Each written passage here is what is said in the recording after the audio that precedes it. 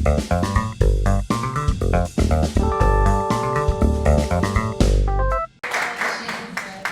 eu me desculpo aqui pela chatice, insistência nesse papel chato.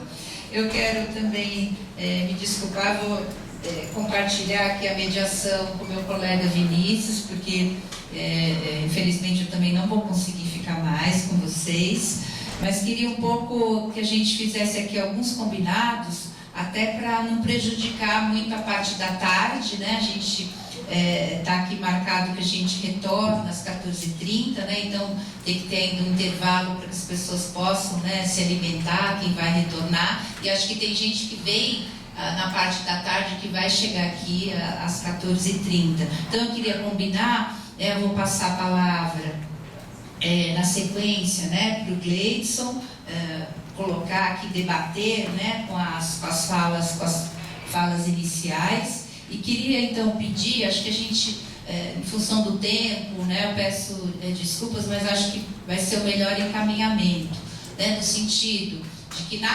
durante a fala, né, do Gleidson, quem tiver alguma pergunta, algum comentário, alguma coisa que queira dirigir, né, aos palestrantes, que faça por escrito, coloque seu contato, que nós aqui da organização, né, vamos passar para cada um deles. E, né, peço a gentileza de depois cada um deles responder para esse contato que vocês deixarem no papel. Isso para também não prejudicar totalmente a possibilidade do público, né, de vocês poderem dialogar de alguma forma com as falas que a gente teve aqui, falas maravilhosas até então.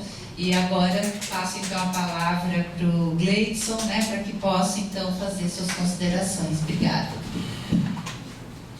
Banda Gira, bom dia ainda a todos e todas.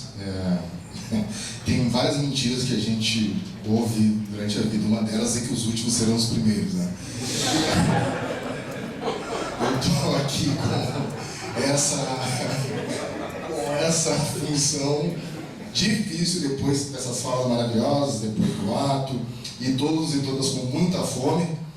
Então eu não quero nem que vocês gostem da minha fala. Se não me baterem no final, eu já estou muito feliz. Queria inicialmente aqui, e brevemente, fazer dois destaques importantes. Primeiro, né, como é bom a democracia, né? Como é bom viver num país com democracia, que dá esses exemplos, essas possibilidades da juventude, do movimento social, se manifestar e decidir, interromper e exigir seus direitos, né? E lembrando da necessidade de nós mantermos a democracia, porque o 8 de janeiro ainda não terminou, né? O segundo questão importante disso é que também esses espaços de democracia no sentido lato também tem a necessidade da democracia no sentido mais restrito, que somos todas nós, né? Que obviamente sabemos o que significa movimento social, entendemos o movimento social e todas nós somos companheiros dessa disputa. Queria, por fim, dar toda a solidariedade à professora Isilene Aparecida dos Santos. Eu não conheço os problemas que a USP teve, mas não tenho dúvida de que, a partir de então, esses problemas não acontecerão mais. Porque nós, pessoas negras, quando estamos nos lugares de poder e de prestígio, nós decidimos a favor da coletividade. E nós não...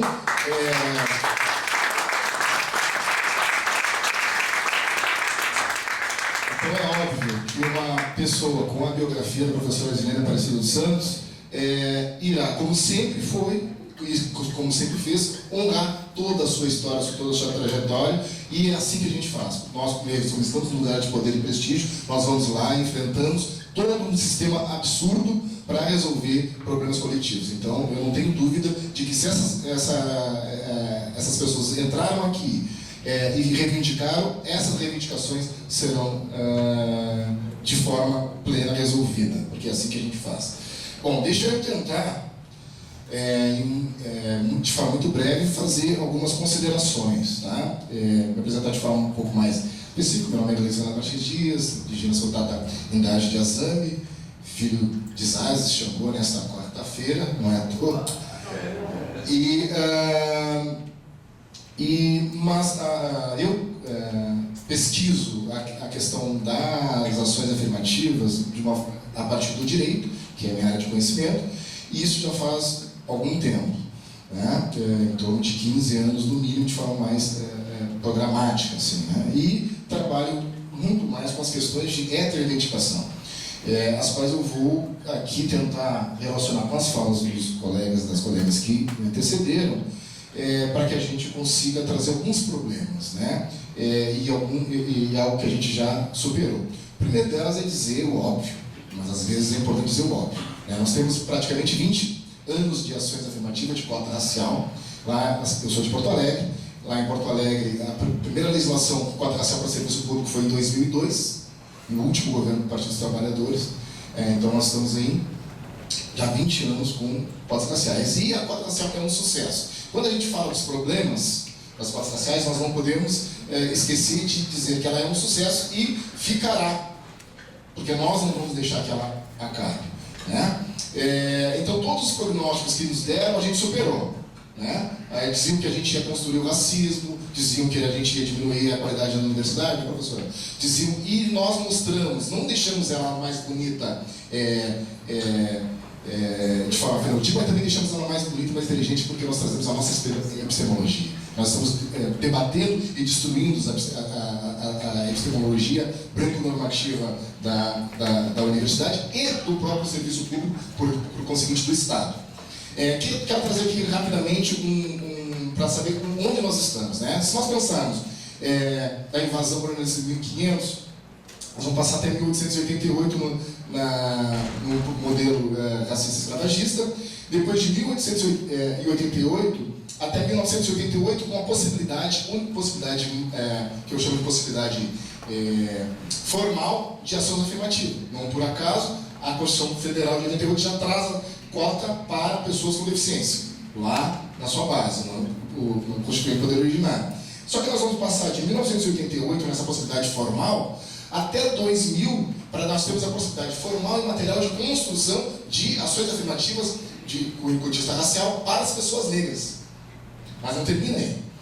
Se nós vamos ter, a partir de 2000, a possibilidade formal e material, nós vamos ter do sistema de justiça o que eu chamo de hermenêutica jurídica da branquitude, que vem a ser, de uma forma resumida, o racismo institucional praticado por operadores do direito. Quando eu falo operadores do direito, eu estou dizendo inclusive aqueles e aquelas que estão em cargo de direção no serviço público, como reitoria, como direção, na construção de um parecer, na construção de uma nota de instrução. Então, prevaleceu a hermenêutica jurídica da branquitude, que vem a ser isso, o racismo institucional praticado por operadores do direito, na interpretação de que a cota racial era inconstitucional. E aí vamos pensar que nós vamos levar, desde 2000, a partir dos anos 2000 até 2012, para que na matéria constitucional a gente conseguisse superar essa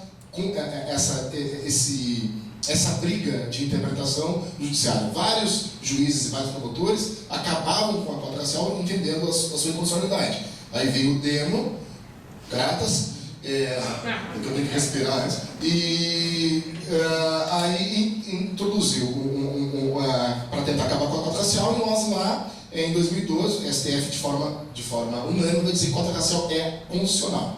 Terminou aí a hermenêutica da branquitude? Não. O que diziam alguns do sistema de justiça? Que a cota racial era constitucional para a universidade, mas, no entanto, não era constitucional para serviço público. Lá vamos nós mobilizar, movimento social, entidades, a DC número 41, 2017, onde a ação declaratória de constitucionalidade, onde então a STF vai falar também de forma unânime.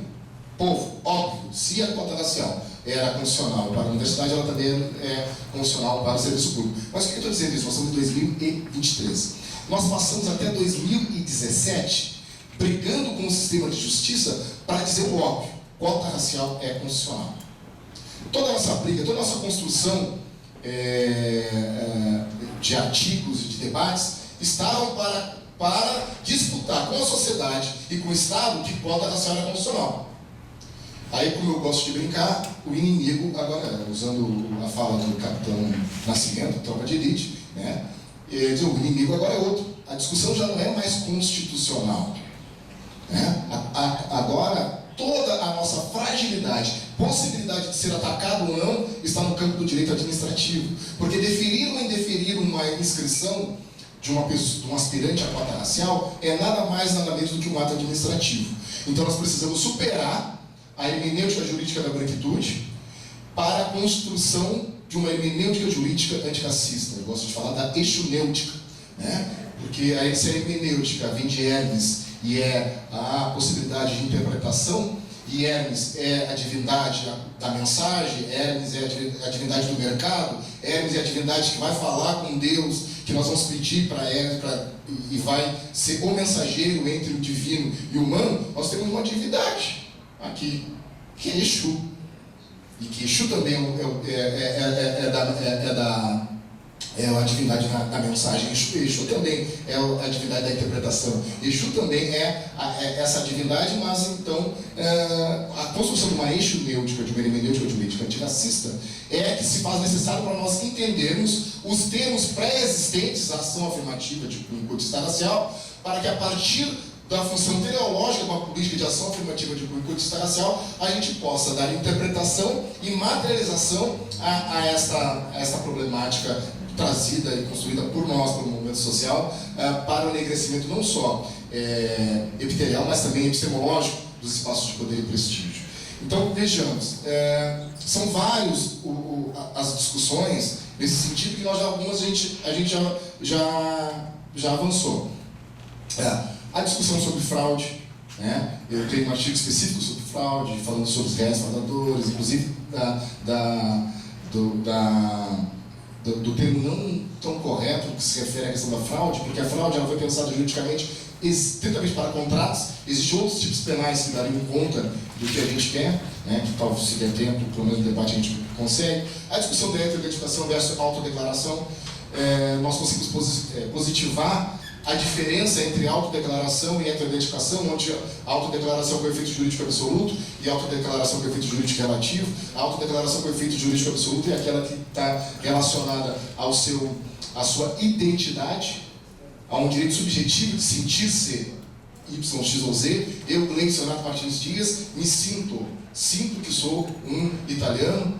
O que o Estado tem que fazer? No máximo, mandar para o psicólogo, né? Mas, obviamente, tem que respeitar a minha autodeclaração. Agora, outra coisa é a autodeclaração, quando essa autodeclaração traz efeitos jurídicos e tem que estar relacionados a efeitos jurídicos aos quais a gente sabe da ação afirmativa. Está lá na DPF 186. Justiça distributiva, justiça restauratória, possibilidade de tratos positivos, pluralidade de ativação das espaços de poder e prestígio. Eu gosto de colocar, embora a possibilidade de dúvida de lugar social, né? Porque hoje nós somos abordados e somos assassinados nesse sistema capitalista racista exatamente não é por uma dúvida, a certeza de que nós não estamos num lugar de poder e prestígio, que para isso tudo o sistema capitalista, por mais que a gente esteja continuando e que temos que acabar com essa possibilidade, mas é assim que pensa as empresas. Não é à toa que o Beto lá no Carrefour foi espancado da frente de centenas de pessoas gravando. As pessoas não escondem, mas não levam mais para a senzala dos supermercados para bater escondido. Eles batem na frente das câmeras e assassinam na frente das câmeras. Isso tem muito a ver com o lugar social, né? Enfim, há outras discussões. É horrível ter que virar o Enéas aqui e falar rápido. Há as diferenciações sobre a possibilidade de genótipo, fenótipo, a ancestralidade. Várias pessoas tentaram colocar a questão da ancestralidade, até nós conseguimos brigar com os fenotipos. Nós estamos falando de fenotipia, porque o racismo de Brasil é de marca, não é um racismo de origem. Mas existem outras fragilidades. Eu vou tentar aqui ser rápido nessas fragilidades. Primeiro, há várias universidades e serviços públicos que trabalham com o que eles estão chamando de 2 graus de recurso. Ó, já veio o papelzinho Aldinho. Obrigado, 5 minutos. Eu consigo terminar. Que é o 2 graus de jurisdição, que, do meu ponto de vista, é um pensamento absurdo, uma exigência que traz para nós. Por quê? Primeiro, nós estamos falando de judicial, nós estamos falando de direito administrativo. Então, nós temos que falar aqui de reconsideração de ato administrativo. Por que reconsideração? Porque a pessoa que faz a educação, o grupo que faz a educação presencial, isso é outra discussão, da fragilidade, né? Da necessidade da educação ser presencial, não por foto e nem por vídeo, por vários equívocos. Hoje as pessoas colocam chuva nessas, como é que é o nome disso? Filtros, né? As pessoas, então, é óbvio que não, e nós temos dois casos muito conhecidos, no INSS, do menino branco de olho azul, que colocou lente de contato, alargou o nariz, se pintou de preto, e vocês conhecem esse caso, né? E apareceu por quê? Porque a metodologia utilizada é uma metodologia que dá possibilidades de fragilidades na compreensão. Então nós temos que pensar essas metodologias, esses procedimentos, a partir e estudar todo o direito. Todo o direito foi pensado, não preciso que dizer, o professor, não foi o professor Acácio, foi o professor Juarez que falou de forma mais incisiva sobre a construção da academia e da universidade nessa perspectiva branco-normativa. Então, obviamente, o direito não está, por óbvio, à margem dessa discussão. Então, nós temos que fazer construir a possibilidade dessas interpretações a partir de uma possibilidade de materialização da questão racial. Eu vou usar um exemplo aqui só, do que eu tenho chamado de hermenêutica jurídica na prática. Uma das coisas que mais me incomodavam era a história da vaga única. Que a vaga única acabava com que as pessoas negras não conseguiam, porque qual era o pensamento primeiro? Cota racial, se é 20%, inicial era isso, 20%, é a partir da terceira vaga. Então, só concurso com a partir da terceira vaga, algumas instituições colocavam cota racial. E aquelas vagas que são geralmente únicas, eu sempre uso o exemplo do bibliotecário, que geralmente é uma vaga só, não existia cota racial. Isso me incomodou e, quando fui para o Tribunal de Contas do Estado do Rio Grande do Sul, para construir um plano antirracista, nós discutamos com os conselheiros lá uma interpretação que desse a possibilidade de vaga, de cota já na vaga única. Então, o que nós fizemos? Nós invertemos a lógica. Né? Qual era a lógica recorrente? Cota racial a partir da terceira vaga. Porque nós fizemos o seguinte, para a questão, ou seja, para a respeitabilidade da legalidade, parte do seguinte posicionamento que fundamentará a seguinte metodologia. A igualdade material é constitucional. Está lá bem escrito na Constituição. O terceiro também está falado na DPF 186 e no ADC número 41. Então, a igualdade material é um mandamento constitucional. 2.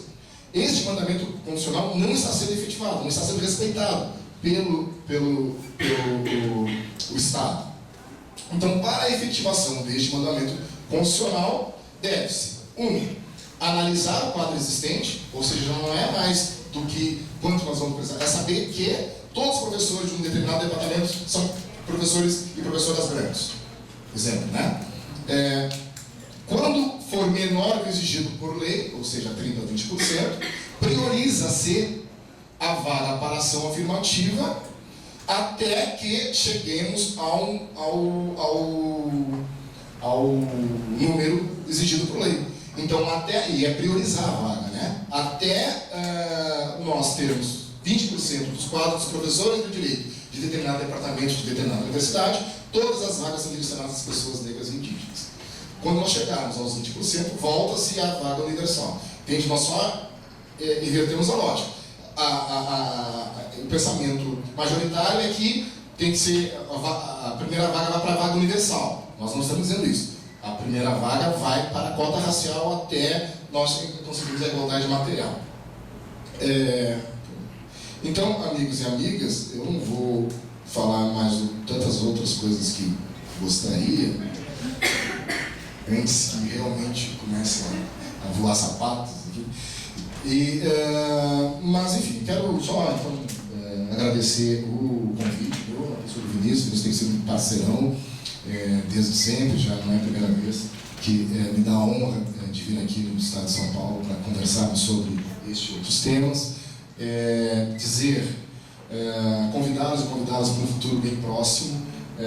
A Defensoria Pública da União estará materializando a primeira ouvidoria externa, que é esse instrumento muito importante do ponto de vista da representatividade da sociedade civil para o acesso à justiça, e esse homem negro que vos fala será o primeiro ouvidor externo da DPU.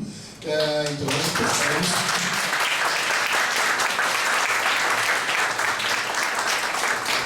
estaremos lá, se tudo der certo, dentro de máximo 60 dias, que obviamente encaminharei o recurso. Por fim, eu dizer muito rapidamente da minha tese de doutorado. No mestrado, eu trabalhei a necessidade da construção de um campo autônomo do direito chamado direito antirracista. Parto de alguns pressupostos, da superação do mito da democracia racial, pelo menos uma falácia. O STF tem vários posicionamentos dizendo da existência do racismo estrutural, e não basta o Estado brasileiro dizer que o racismo é estrutural. Ele precisa dar um instrumento jurídico de combate ao racismo estrutural.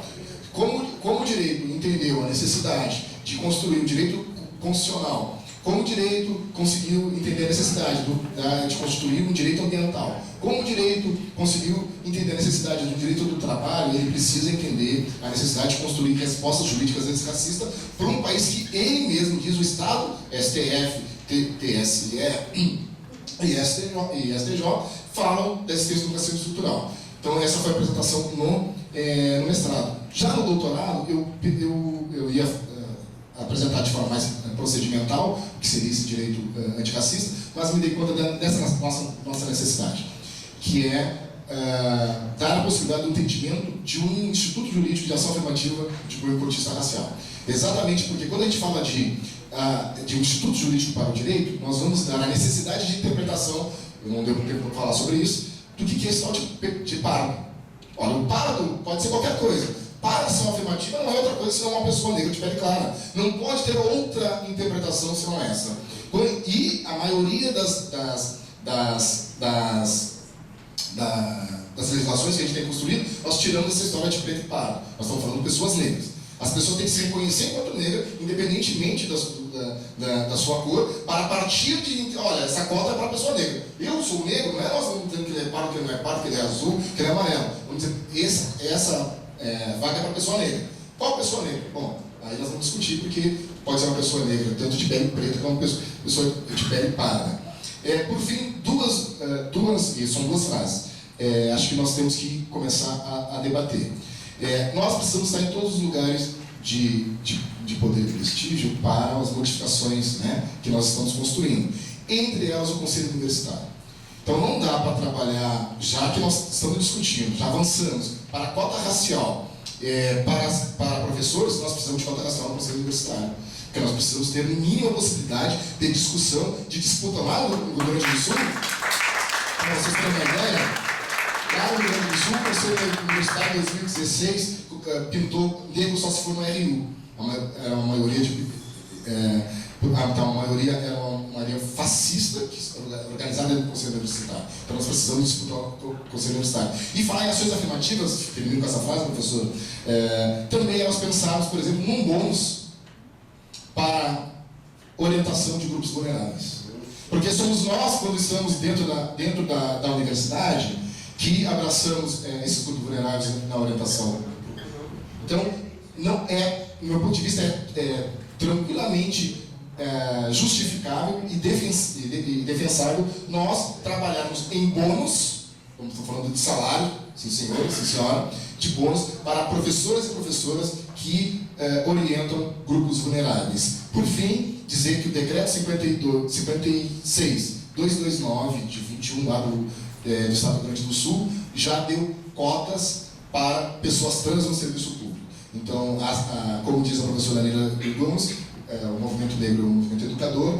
Quem trouxe a cota social foi o movimento negro, que até então a sociedade nunca pensou nas pessoas pobres. Quem começaram a pensar sobre as pessoas pobres a partir de nós pedimos cotas para pessoas negras. E as ações afirmativas com as raciais estão, de forma certa, do meu ponto de vista, servindo a partir do nosso debate para pessoas negras, para outros grupos vulneráveis, a ponto de chegar para pessoas trans. Eu quero que as polícias militares tenham coronéis, chefes, polícia civil, pessoas trans, porque é assim que a gente vai conseguir superar a branconormatividade, a heteronormatividade e o sexismo. Muito obrigado.